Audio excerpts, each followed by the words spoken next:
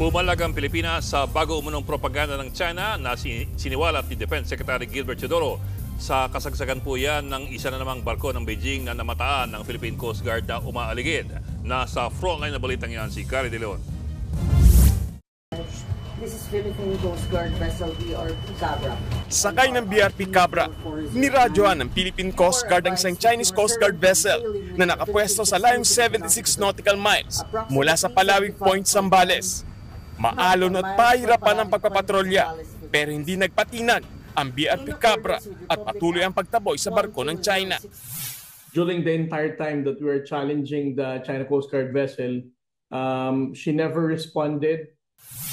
Sa kasagsagan naman ng operasyon, isang bangkang pangisda na nasiraan ng makina sa laot ang humingi ng tulong malapit sa Panatag Shoal. Agad rumusponde ang ating Coast Guard at hinila ang bangka papunta sa Subic Port sa Zambales. Sa dinalawang Shangri-La Dialogue sa Singapore ni Defense Secretary Gilbert Teodoro, pinalagan ng kalihim ang isang tanong mula sa isang Chinese military official tungkol sa pagkikipagdialogo sa China kaugnay ng pinag-aagawang teritoryo. As we know, both Vietnam and Malaysia have differences with China in South China Sea. Yet, both countries have effectively managed these differences with China. So my question is, why can't the Philippines do the same? Sagot ni Teodoro, hindi mapagkakatiwalaan ng China. It engenders a deficit of trust in China's words vis-a-vis its actions. China says that it has peaceful intentions.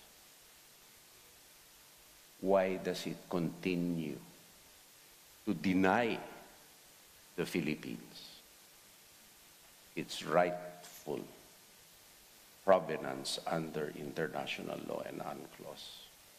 No country in the world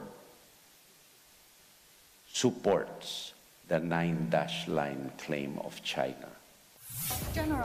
Kasama ni Teodoro na dumalo sa dialogue, si AFP Chief of Staff Romeo Browner. Sinabi ni Teodoro na kinuyog sila ng ilang nagpanggap umanong Chinese journalists para tanungin tungkol sa issue sa West Philippine Sea.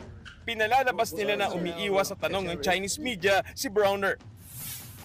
At imbis na magpadala sila ng Defense Minister, nagpapadala sila ng mga bata na nagpapanggap na journalist na ahente ng intelligence nila na nagtatanong na balagbag tapos binabaligtad ang video. Ganyang kababaw mag-isip itong China, imbis na mag-engage, binabastos ang mga proseso na ganito. Nagbabalita mula sa frontline, Gary De Leon, News 5. Mga kapatid, Ed Lingaw po, maging maalam at may pakialam sa mga napapanahong balita sa ating bansa.